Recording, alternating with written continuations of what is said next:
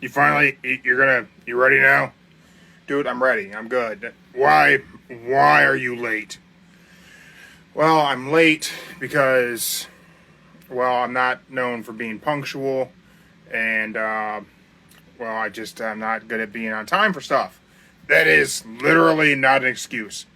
Your excuse for being late is that you're not on time. Well, my reason for being late is that I'm not on time, and I think that that's just completely fair. I don't understand the problem. But that doesn't mean that it's bad. Can I just can I do the new can I do the intro music now? Dude, you can do the intro music whenever you want. I'm gonna let the people know this is Don't Say the F Word. We are a pro wrestling and combat sports podcast. We don't use the F word when we talk about professional wrestling.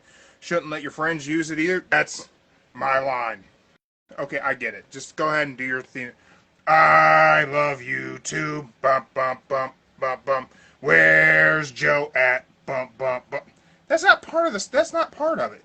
It says Joe's trying to join right now. Can you just go back to your I love you too. Like, share, subscribe, hit the bell so you don't go to hell. We're not a cult. And if you go to hell, it's not our fault. That is you can't say, and that I don't think that's definitely not the thing. Trying to mess with the algorithm here and talk about how much we love YouTube. And it says Joe's unable to join. Probably wouldn't happen if you were on YouTube with this. Yeah, well, this is live on Instagram. That's how we do the show. You know we do a live show. Yeah, and that's because you won't take the time to script anything. That's probably part of it. But I like live TV. I like Joe. Yeah. He's late. I should have made a bet, but hey. Listen, man, it's not my fault that I'm late. Like I said, what were you doing that made you late? I was busy. Hey, Mark. Yeah, Joe. Look, as long as it wasn't like 5:35, we all good. He came at a good, decent time. So as long as he's within 30 minutes, he's on time? As long as if it's past 5:30, he's late, then he's going to start asking fees onto him. How that sound? If it's past 5:30. Oh, we're going to fine him for being late? That's right. I have yeah. a good reason. Okay.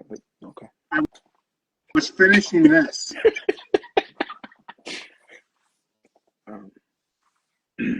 He's massive.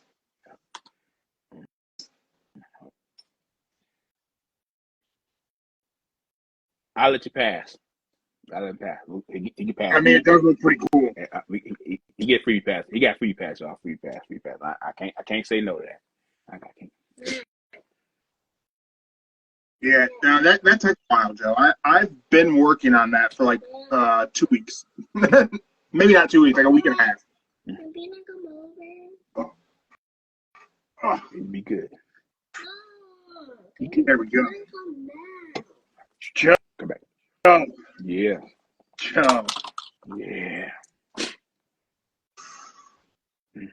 A lot of controversy over the weekend, Joe. Yes. I'm going to say this. First, for start off, I got start for one. Let's just say I'm very, very glad and happy for the recovery for Chris Bay, the TNA wrestler, who is now feeling better, feeling his legs, and his first steps, and neck fusion, and I don't know where the bones that they talk about on the X-ray, y'all. I ain't no bone doctor, so I can't tell you where exactly they're at. But the neck fusion went great. He's moving, and he's not paralyzed, so that's a good thing. It's a great thing. It's a great thing. He is able to walk, which I think was very much being questioned. So, and I think the fact that he can walk is a massive miracle.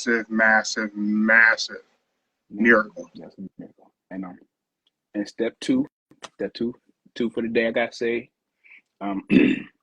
For my dear Australian friends, family, and the fans of the show, I just want you to know that all around the world, we was like you. We were fooled, y'all. We were fooled. We thought it was pay-per-view as well. We were fooled. I definitely thought that we were told it was a pay-per-view. Yeah. Like, I don't think I just thought it was a pay-per-view. I think we were told that Grand Slam was a pay-per-view. Now, no other Grand Slam has been a pay-per-view. I understand that.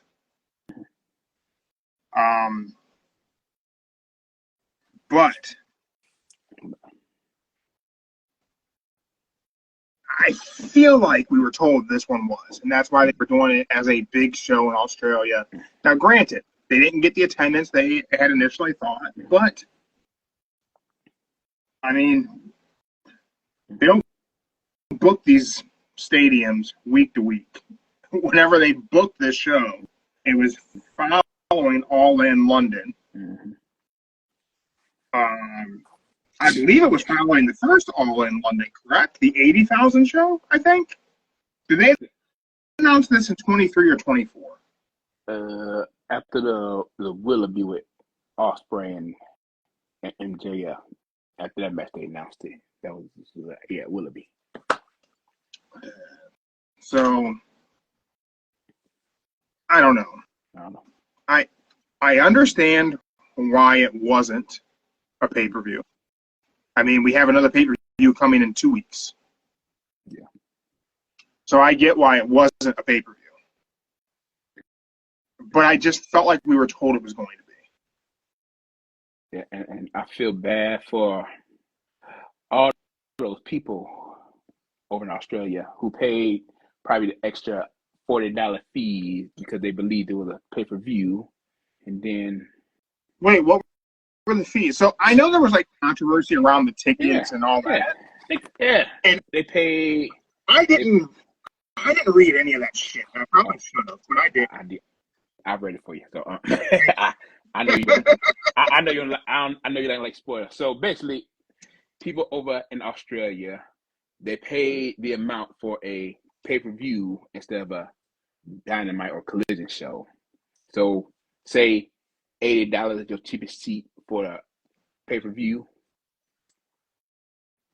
They should have paid like $40 for it. For Dynamite or Collision. So they were charged more money because it was thought to be a pay-per-view event? Yeah. That's pretty shitty. And then the worst part about it, where they really... It gets worse than more money? Oh, yeah. It gets worse. So you think about, you pay for, let's say you pay for section 102, seat 3, whatever. Boom. All right. The stadium that they were supposed to be at, they moved over to a different one, and you couldn't get the refund for that spot. So you had to buy again, and the seat that you had, somebody else already had that seat. Oh, so they didn't. Well, I guess they changed arenas. So what they do? They refunded you, and you had to rebuy.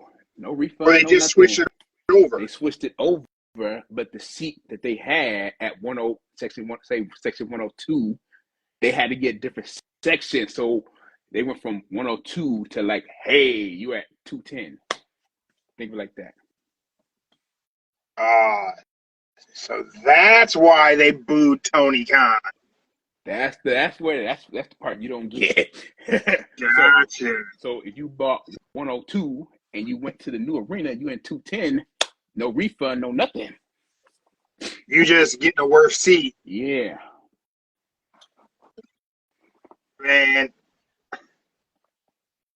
how does Tony Khan make that right?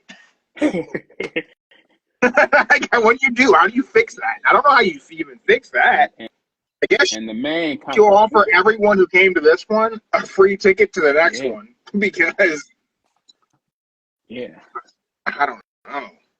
Well, the thing was, they didn't have to get the refund, but they moved over. But what they paid for, they didn't get the seats they paid for. That's what happened. And the main controversy was the small little ring, y'all. That's the main controversy. So here's my thing about the ring.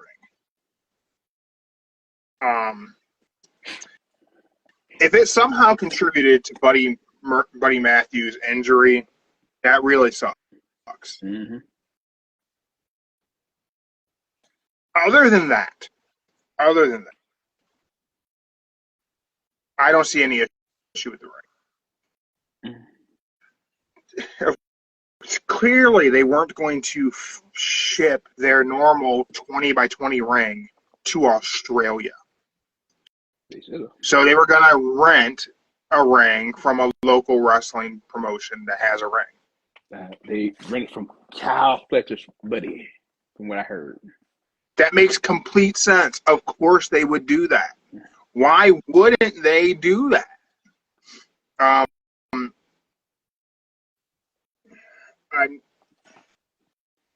People who are focused on the ring size.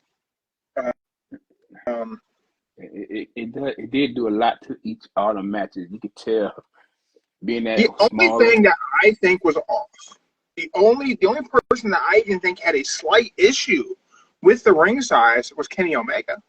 And it's just because of how quickly he hits the ropes that I think he had a misstep.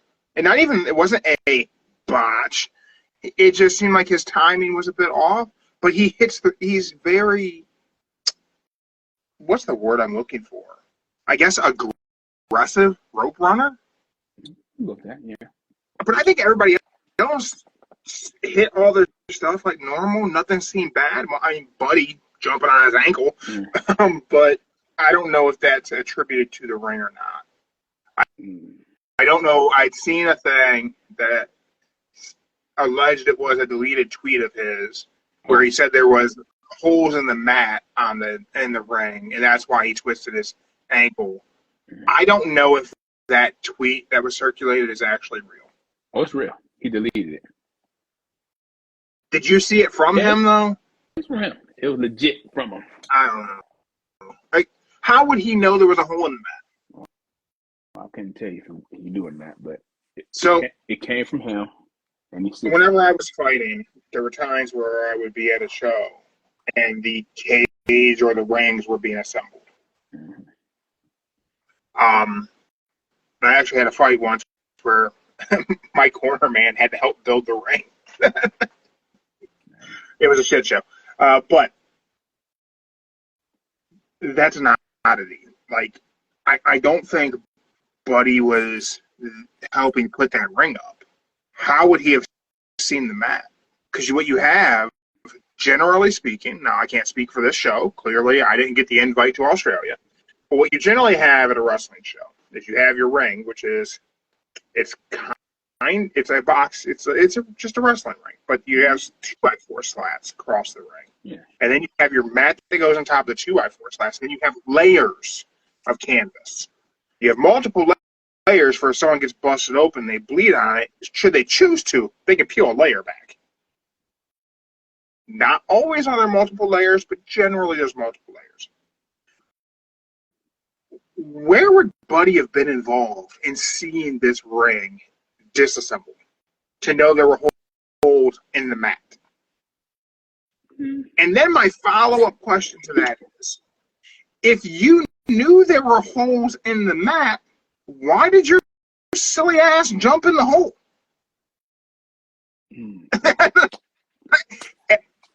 I would say it will happen after the whole arena get out the building. They take out tear it apart, and then boom. As he opens the ring and everything, he'll see where he landed at and the floor surface, wherever. That's where he knows the hole. I don't know. I would say it happened afterwards because he would want to know how he hurt his foot, what happened, and. Do we know what his injury is? The severity of his injury? Like he just twisted his ankle. So he probably about, I don't know, maybe like 3 weeks the most heal. So I do like that. If that did come from him, I like the adage that Okada wouldn't be able to get his foot on the rope if it was a 20-by-20 ring. That was funny. That was funny, yeah. But he's right though. If it was a 20, he wouldn't have reached it. Man, I didn't even notice the ring was smaller. I did. Like I noticed it. I noticed those types of things. So like in MMA, I'll notice whenever a cage is smaller. In like BKFC, they have a smaller ring sometimes that they'll use, and I notice it greatly in bare knuckle because it changes the fights completely. Like the moment they use the smaller squared circle in BKFC, every fight is totally different because there's nowhere to go. Like it's getting into a fist fight in a phone booth. There is nowhere to go. No. But I didn't. For me, I didn't feel like it impacted those matches greatly. I thought it was a great show. It was a good show. It could have been better, but it was a good show. I would say you can. What did you not like? What did I not like? Okay. And then I want to say this first though. Okay. Don't look at it from the idea of it being a pay-per-view because it wasn't pay-per-view. It was Collision. So look at it in the context that this was Collision last week. Grand Slam was just Collision. It was just the Saturday show. It was just okay. You didn't have to pay $50 to see it. It was just their normal Saturday program. Okay. Well, I would say one, the Death Riders versus Edge and Jay White. That match, it was kind of bad. The whole scenario was kind of bad. It started off good, then it went bad when they went to get the kendo sticks. And you could just look at him as they swung the kendo sticks at him. You could just tell them kendo sticks wasn't really phasing cardio at all. He was just standing there like. You could just tell it wasn't giving no effect, no nothing. Then after he swung the last one, he just jumped up and then attacked Adam. Yeah, Edge. So for me, I do think that was kind of the low point of the show. With that said, it's also what I expected to be the low point of the show. Aside from probably the Mercedes match, which I didn't watch. But the Death Riders versus Jay White and Edge, here's the issue with it. So this is what, for me, is the biggest problem with that entire match and that entire premise, is that it's such an old WWE thing to do. I don't like you, you don't like me, and I don't like him either, but he doesn't like you, so I'm going to team with him, and then we're going to face you, so I can face you in a couple of weeks. It's such a Vince, Bruce Pritchard, Pat Patterson way to book a story. Yeah. I'm not saying it doesn't progress the story. So don't everybody come tagging me and well, this is why it works. And listen, I understand it. It does work to move the story along. But it sucks because it's a WWE way to book a story. Here's the other reason why it sucked. And this is a wrestling trope that drives me absolutely insane. When you have a no disqualification style match and everyone starts the match playing by an unspoken set of rules that they're not going to play by the end of the match. Here's what I mean. This was a no disqualification tag team street fight. 2 on 2. But each set of 2 has a lot of friends. Clearly, this isn't going to be a 2-on-2 matchup, so why did we start it pretending it was going to be? Clearly, the Death Riders consist of more than 2 people. So why did we act like it was only going to be those 2?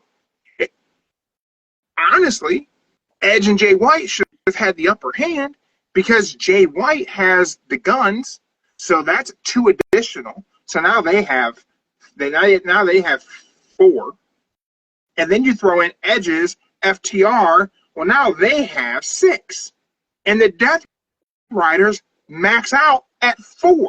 5 if you count Marina.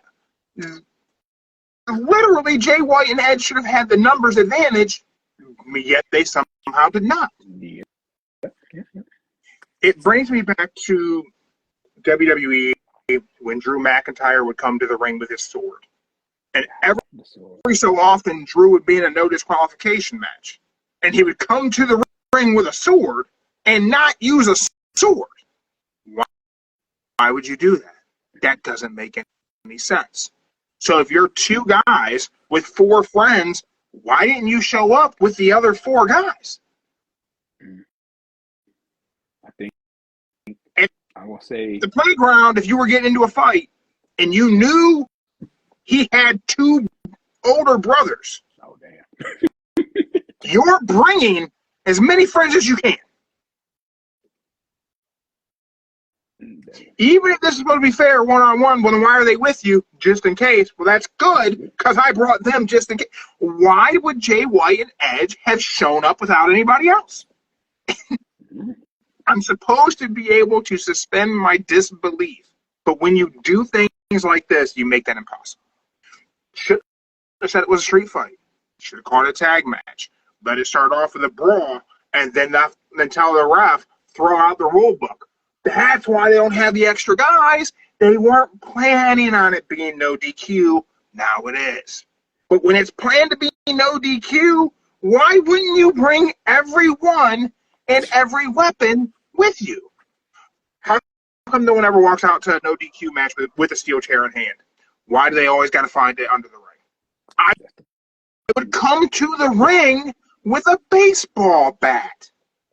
Edge owns one that's full of nails. And he didn't bring it with him. Could it not get through customs? There should have been a story there. If Spike is an element to the Edge character in AEW, there should have been a story told as to why he didn't bring the spiked bat to the match where he couldn't get disqualified for using a spiked bat. That's basic match psychology. If a guy is known for a weapon and he doesn't have it in a match where he could use the weapon, you got to tell me why he doesn't have the weapon. Spike only comes out on special occasions. A special occasion. Oh, because they never told us that. He literally had Spike on Wednesday. Why didn't he have Spike on Saturday? In a match where he could have used Spike. That should have been the story. Ending Wednesday night, whenever they got the briefcase back from him, Dynamite should have gone off. It should have ended with Edge taking Spike and putting Spike in a duffel bag and telling Mox, let's see if I can get this through customs. Then you at least had anticipation for, are they going to use a bat with nails in it in the match? They should have. Right. Story could be, he gets the bag out from underneath the ring, opens it up, and there's a note from customs. Big orange piece of paper, seized by customs. And that would have been a comedy spot. It would have been hilarious. Instead, I'm left wondering, why didn't you bring the bat with nails in it to a no DQ match? That doesn't make any sense. It just doesn't make any sense. I think they ended that match well. It did, but it could have been better. It could have It been. could have been Um, better, but I'm hoping the ending to their next match is better. I hope they end the one match with a very brutal beating of Edge, or the dethroning of Mox because Christian cashes in. One or the other. I don't know. That would mean if Christian Cage catches in, he would need his family along with FTR and the Guns to stop the Mox Death Riders.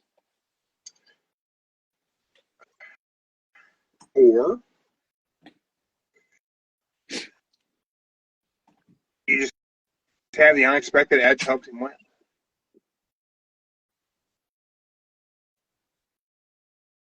I still like my idea of how I booked it. No, we're going with it. I still like it. We got to get the belt off of Mox. We got to see the belt first. We have to get the belt off of Mox and away from Edge. Because Edge should never be the AEW World Champion. We need to get it off of Mox onto Christian and use that as a way to carry it to someone who should be AEW World Champion. And it's not Mox, which is crazy to me that I feel that way. And it definitely is not Edge. Edge absolutely should not become AEW World Champion. Ever. Like I said, Edge is this modern day Ric Flair. Man, just saying. He might be. Just saying. He might be an H. And that's not a positive.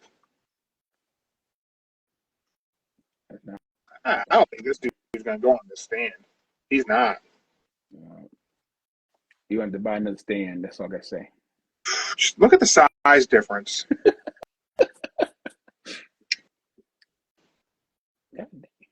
Okay, it's the wings that does it. The wings. Dude, look at the body. Look at his leg compared to this entire build. Like his leg is about as tall as his arm to his leg on that one. Good Lord. Yeah, crazy. It's gigantic.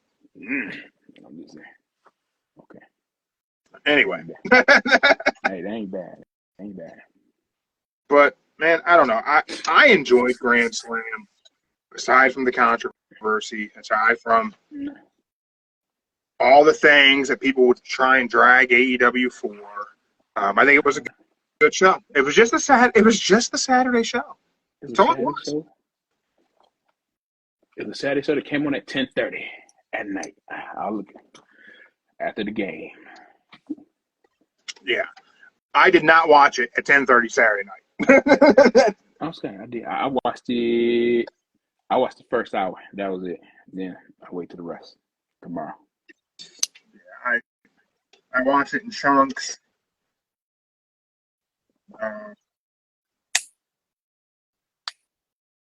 Yeah, I would say, like I said, Vengeance was a little bit better than Grand Slam. I'm just throwing it out there. Vengeance was better than. So I didn't watch the NXT show. Oh, you didn't? Started it, and I haven't finished it off. Okay. I mean, what's going on that's good in NXT right now? Like, what should I be paying attention to on NXT? Okay.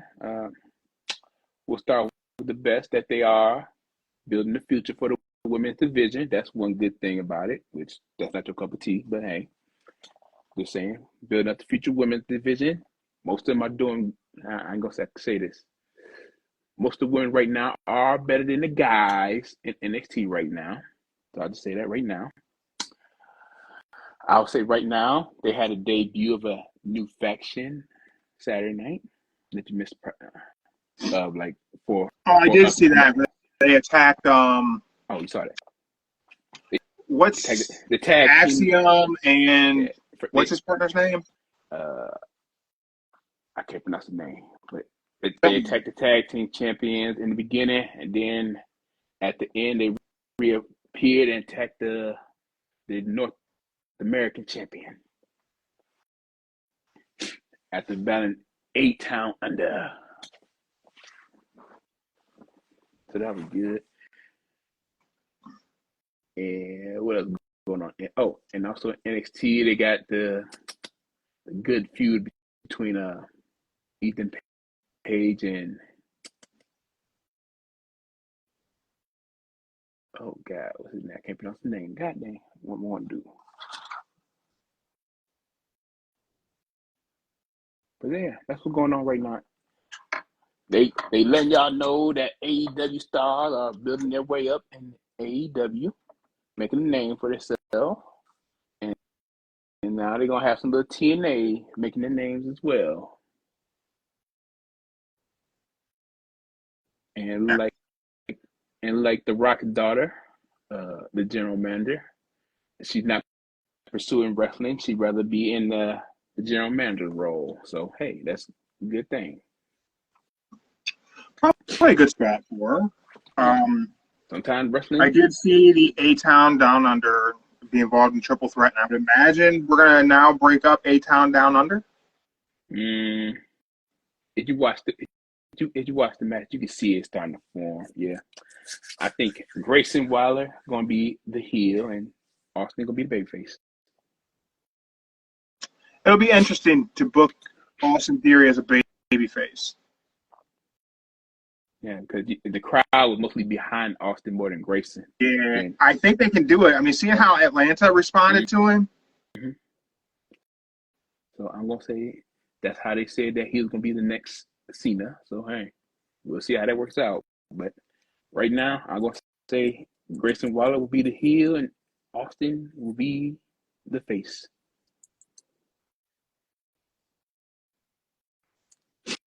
Yeah, I can see that. We just got a quote here. Two different quotes. So one's Dave Meltzer's response to Bubba Ray Dudley. Oh Lord. Uh-oh. So basically, Bubba Ray dismisses the importance of having 5-star matches because the only rating that matters is money. Meltzer said, did he also say AEW is the second most successful pro wrestling company of all time? Since if the only metric is money, AEW over the next 3 years is guaranteed more financial success to be more financially successful than any company in history. Also, did he mention all the great wrestling I saw in ECW over the years didn't matter since it never turned a profit or drew crowds over 5,500? If he did, I credit him for consistency and learning the knowledge from the great promoters of the past. I'm going to touch on this just real quick. I'll touch on it. Okay. So, I'll say this. With these 5-star matches, how can I put this in a nice way? Everybody has their vision of what a 5-star match is. You could say, like the one, many people say, Kurt Angle and Shawn Michaels, WrestleMania. That's a 5-star match.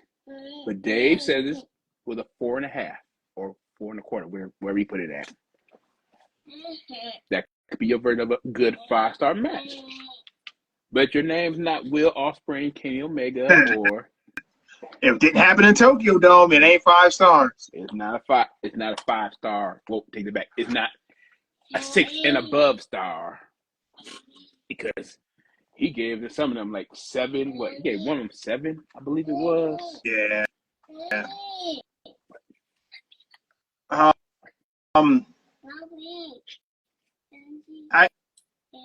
I don't think that the only metric that matters in pro wrestling is money.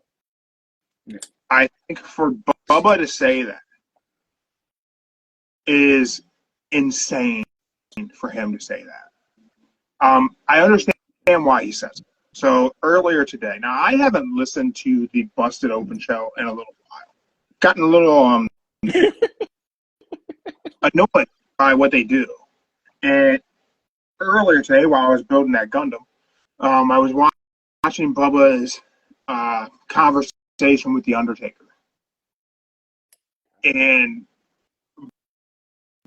Bubba Ray Dudley's behavior on Busted Open is so gross.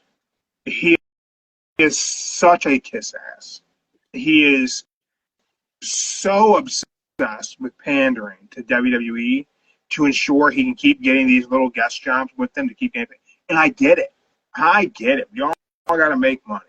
But man, Busted Open collectively as a group just spends their time hugging Triple H's nuts, and it's gross. It is so gross. This whole the only metric that matters is money is really bizarre coming from a pro wrestler who never drew a dime. Bubba's whole thing about like making it like Bubba Ray Dudley acts like none of us seen his career. The Dudley boys were stars. Bubba Ray Dudley wasn't. No one bought tickets to see Bubba Ray Dudley wrestle. That's a fact. No one ever said, I'm going to go see Bubba Ray Dudley. People may have wanted to go see the Dudley boys. I'll even say, man, maybe people wanted to go see Aces and Eights. I don't know who, but I'm sure there's a person.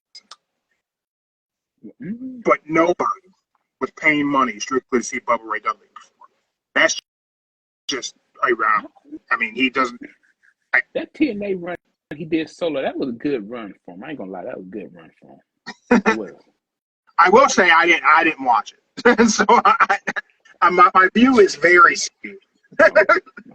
I'd say I saw it. It was a good run for him. That Bully Ray persona, that was a good run for him. Look out from the tag team to a single star. And I think a guy who is an ECW original, to Meltzer's point, if making money is the only thing that matters, then ECW didn't matter.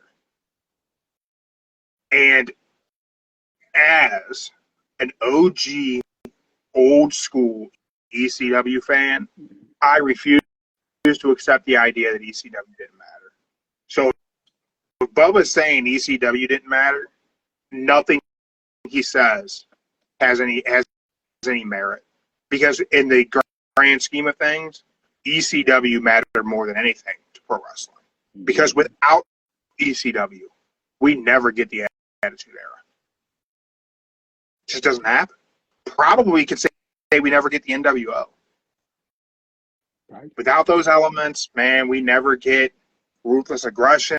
We never get Cena. We never get AEW. We never get today's product without ECW and Paul Heyman. And it never turned a profit. All Paul did was he never even broke even. That crowd never drew a crowd over 5,500. 5,500 is probably the max ECW ever drew. Now, I don't know what that number is, but it wasn't big crowds. They were never putting 20,000 people into an arena for an ECW show. It never drew major ratings on anything it was ever on. Never in the ballroom. One Night Stand was probably it had to be their biggest pay-per-view buy for sure. Oh, damn. And that would have been a nostalgia act. Yeah, I don't think ECW never put 20,000 people in an arena. I bet that 5,500. I bet that is the max they ever did. Right. But to say that like all that matters is making money, I'm a guy who, from a business analyst perspective, I say money fixes everything. Money is the cure for all. It's the end all. But wrestling's a performance. It's performance art. There's things that have happened on indie shows that didn't draw money for the performers where they did cool shit. Will Ospreay, Ricochet. I bet their thing that went viral, I bet they both made a couple $100. Like, yeah. I would say that. But hey, I digress. At least twice a week. I will say this. Even I would have to hear, but I have to hear that interview to get Bubba's point of view on what he meant by that. I don't have full context here. That's important. But I believe, what was it? It was Devon who always said ECW was the best place he ever worked for, even though it wasn't about the money to him. I get how that could be the case. I mean, they were able to create something, and I'm sure looking back, probably in those moments, it probably wasn't easy to see. But I bet looking back on their career, seeing where ECW started, what it became, and how it's remembered. I mean, ECW is remembered way more fondly by people than what it got while it existed. Again, go back to high school. I was the dude watching ECW. That is true. That was me. I remember. What was it? Did ECW come on like at midnight or so back in high school? I would catch it, so I would have to move the living room TV by the window and get the rabbit ears going to try and pick it up staticky from some. I'm guessing I was somehow picking up like a Pittsburgh channel or something crazy, because the house me and my mom lived that time, the front window faced the turnpike overpass. So I put it there and I get a signal and I could watch it staticky. And there's no way it was on at midnight because I wasn't staying up that late. Okay, I knew it was late. It was, you know.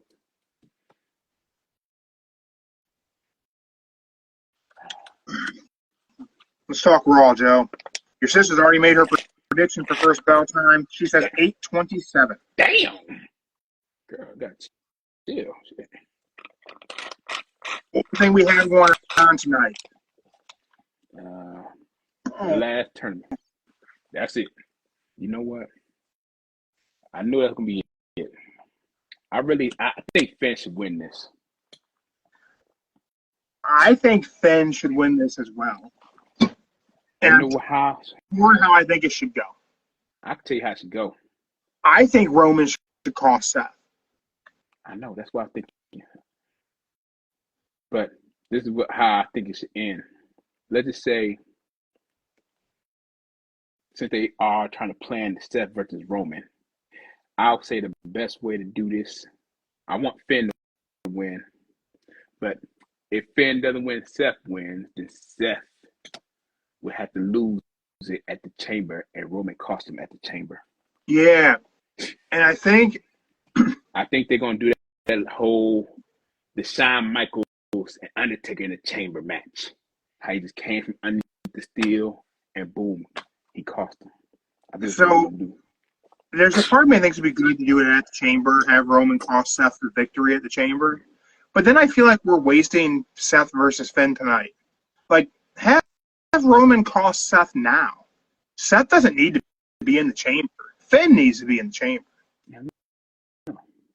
It would benefit Finn to be in the Chamber. Seth doesn't need it. If we're not getting Seth toward the world title because we're going to have Roman cost him, then don't even put him in the Chamber. Like, take it away from him now. Give us hope with Finn. If Finn could even win the Chamber, like, it'd be believable for Finn to win. Like, it's going to be Cena, but like, what if it comes down to like Finn and Cena? You know, let Finn like start remaking his star. Speculation that Malachi Black, Aleister Black, whatever, I mean, they're not gonna call him Malachi, that's for sure, is gonna be joining Judgment Day.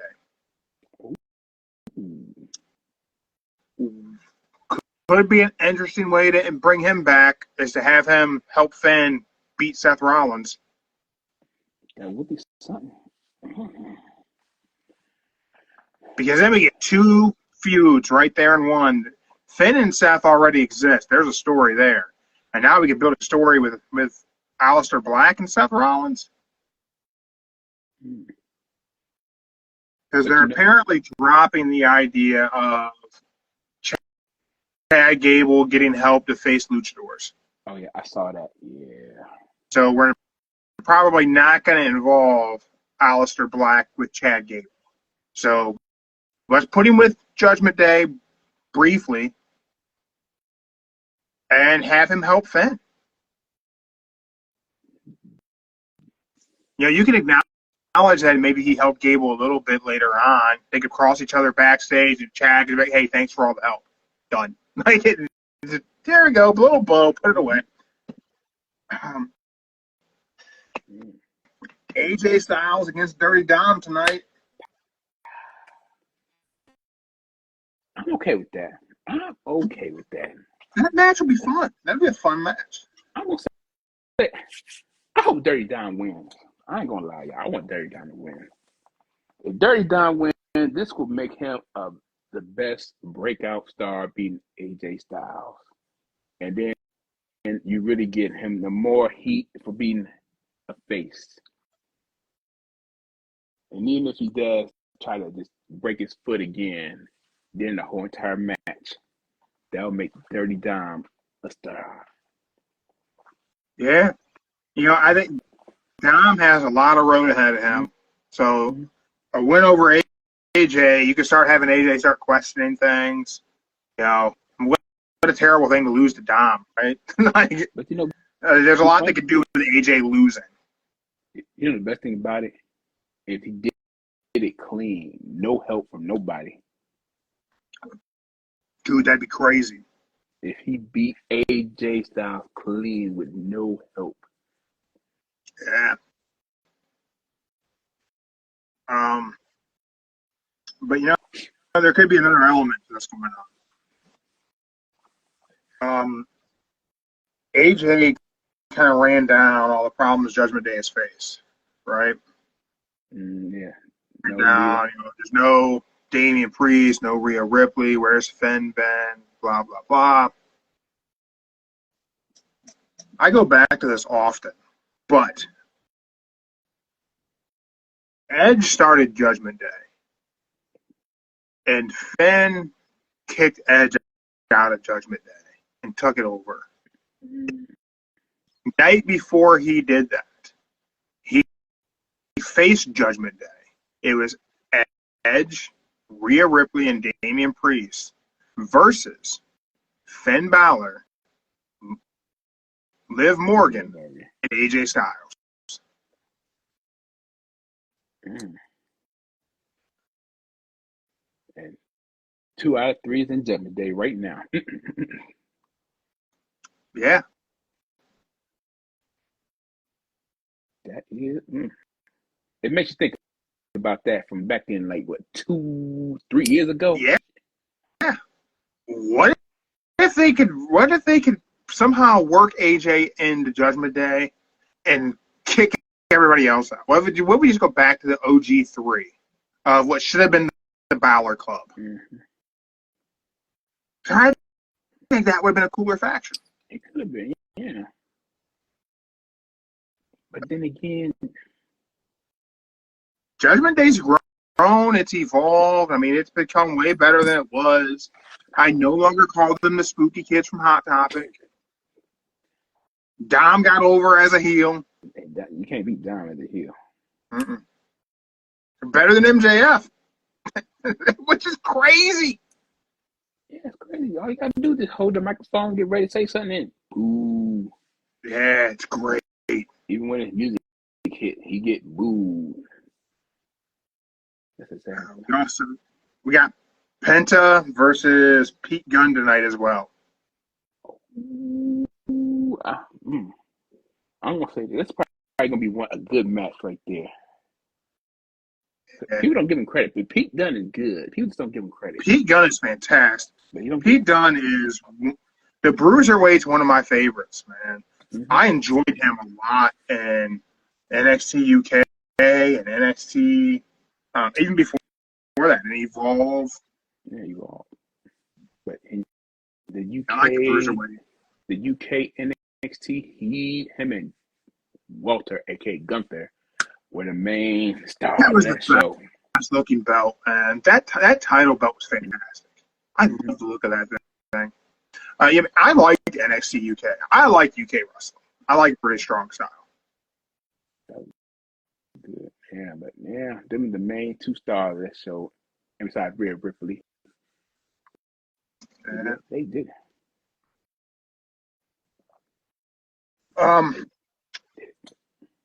It's that time. It's that time of the Monday show, Joe. Right, It's time to when the bell tolls. well, just Everyone, this is where we guess what time we think the first bell will ring to start the first match of WWE Raw tonight. My wife has already made her pick. She took 8:27. All right. Okay. I'm going to say they're going to have Jay open up again. Jay open up again about the whole Gunther situation. So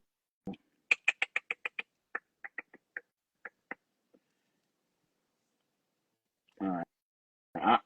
I'm going to go ahead. I'm going to say 28. Ooh, 8:28. You got 8:28. My wife, your sister Mindy, has 8:27.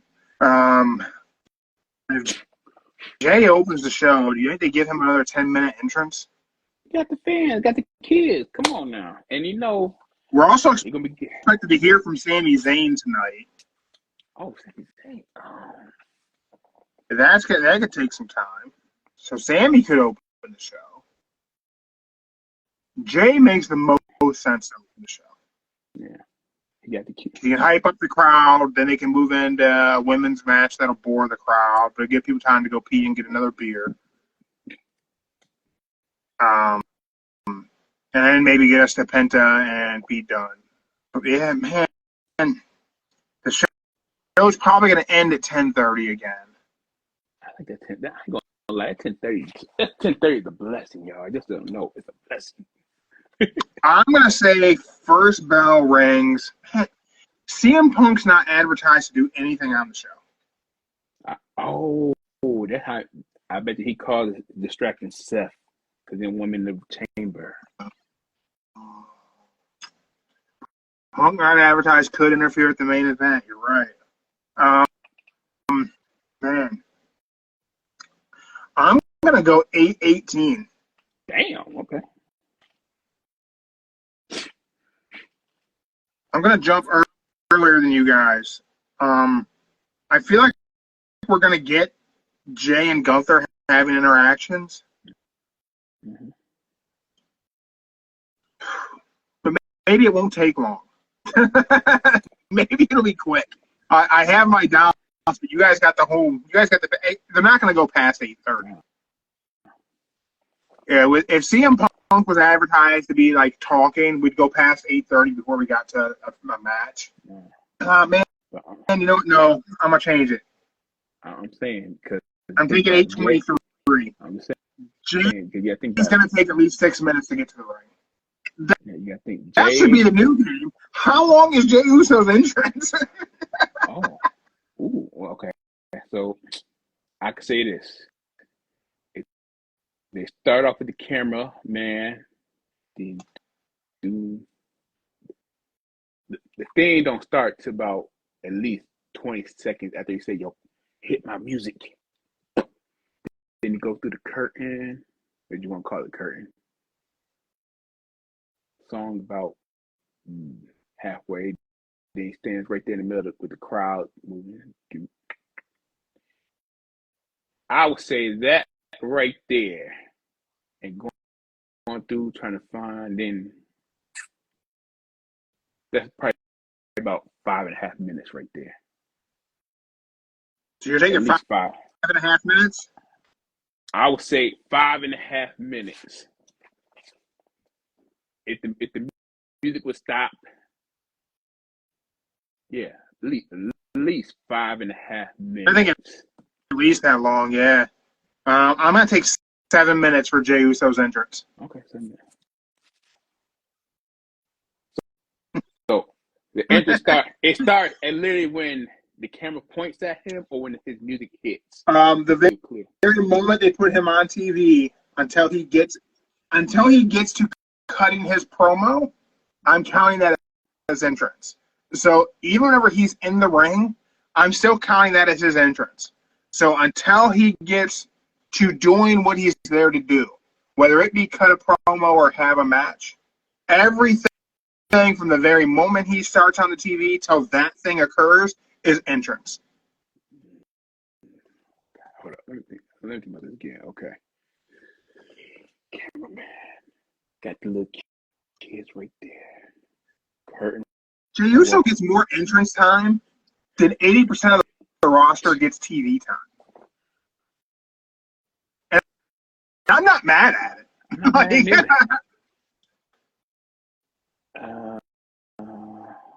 let me think about this for a second. Okay, so if you up there at the crowd,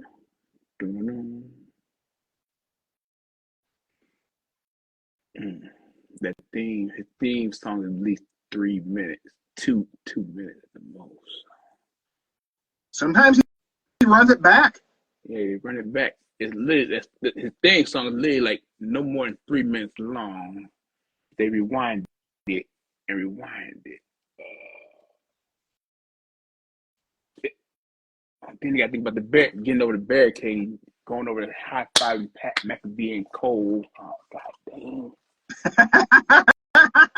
Are you thinking longer than 7 minutes?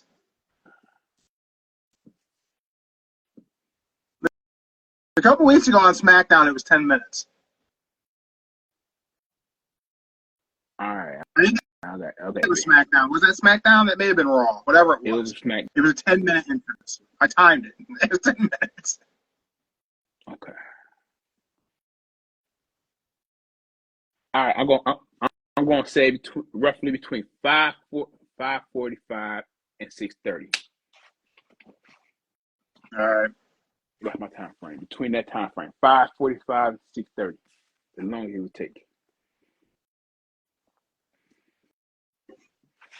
What else you got for us today, Joe? You got anything good for the people? I got something good for people. Yeah. All righty. Over the weekend, the bracket, y'all. If Kyle Fletcher would have won, he'll been at 3 and would have moved on. But Omega got his first pin. I can't believe that they had Will Ospreay and Kenny go over in Australia. I know. That's what I had it already. I had to scribble it out because I had Kyle Fletcher already on the winner because he won. I definitely thought he was going to win that. So that's one thing I want to say about AEW. First, I just want to get this out there. Of the remaining wrestling of WWE, AEW, I'm never surprised when I watch WWE's programming. 99% of the time, who I think is going to win is who wins. Mm-hmm. AEW hits me with curveballs constantly. I'm constantly going, I didn't think that dude was winning. Like, that's not how I thought this was going to go. Now, I'm not saying it always makes sense, but I'm saying at least sometimes I'm surprised. Yeah, I was surprised. So, yeah. So how do you have a guy end up in Australia? You had 2 guys from Australia lose in Australia. I thought Buddy was going to beat Okada. And I thought Kyle Fletcher was going to win. I did too. But you gotta remember, think of it like this. WWE, you got Edge and Bret Hart. They all lost in Canada. Yeah, and we had Drew crash the castle. Okay, so you gotta think about the hometown hero ain't always gonna win. I just figured AEW needed a good publicity around it, so I figured they would do it. Nah, I thought so too. But I guess they did with what's her face. So yeah, but as far as the bracket, we got with 2 wins so far. It is Kyle Fletcher and Carmelo Hayes with 2 wins. And damn, Swerve and Hangman ain't got no points yet, y'all. Sorry. Seth Gunther, no points. Jacob 5-2 and Breaker, no points. But the rest, 1 point leads are with Jay, Drew, Penta. Okada got his first win Saturday, y'all. So, whoop, whoop. There we go. Ricochet and last with Danny Garcia and Offspring and Omega, all with 1 point. This 10 wins is going to take some time. It's kind of crazy. It's crazy, but hey. It's a hell of a bracket.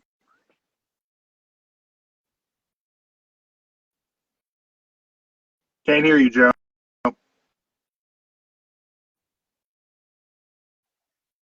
To stay in the board, because if Carmelo wins Friday, or if he advertised to win Friday, damn, he gonna beat Penta, y'all. Just saying. There's no way they're gonna let Pete Dunne go over. I know, but man, you never know. Maybe.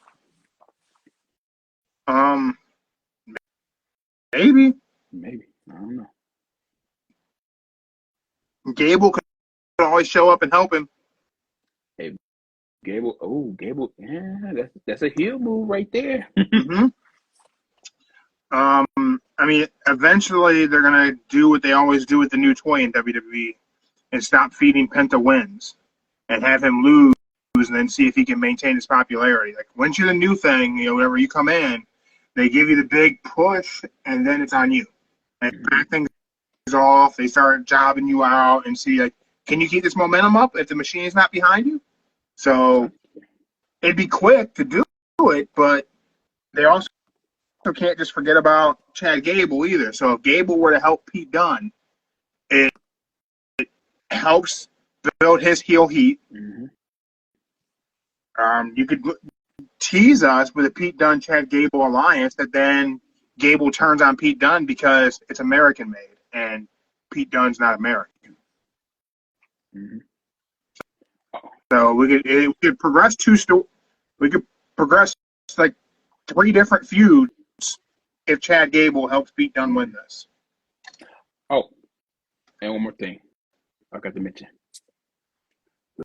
Last week, I don't know if y'all paying attention, but last week on all 4 shows, the tag team division took over, y'all. Just saying, tag team division took over all last week. So yeah, gotta give them some credit for that now. Shoot. Yeah, WWE's had some good tag matches lately, especially on Raw. Mm-hmm. Yeah. We'll see what tonight brings. I don't think there's not a single tag match advertised. So I'm sure we're getting one, but there's not one advertised right now. Nah, I don't think so. Unless they got War Machine against another member Judgment Day yet, but that's about it. All right, everyone. Thank you for checking us out for our Raw preview show with a little bit of weekend wrestling from last week because, well, I was sleepy yesterday. And I was building this giant thing. It's okay. Big shout out to Original Gunplug Garage. Go check them out on Instagram. It's okay. I was tired yesterday from like shoveling the driveway, y'all. So yeah. Oh, I did that this morning. I waited it out yesterday. Like, I'll let it get all done, then I'll shovel. Yeah. I knew I wasn't going nowhere yesterday. I was done yesterday, got out the way. Thank you for checking us out live on Instagram. If you're on YouTube or Spotify, hey, that means I remember to upload it. But you should really go follow us on Instagram because that's where everything happens live. So until Wednesday, you guys enjoy Raw, enjoy NXT tomorrow. We'll see you Wednesday night. We'll recap Raw. Joe probably watch NXT, and we'll preview AEW Dynamite. Till then, we're out.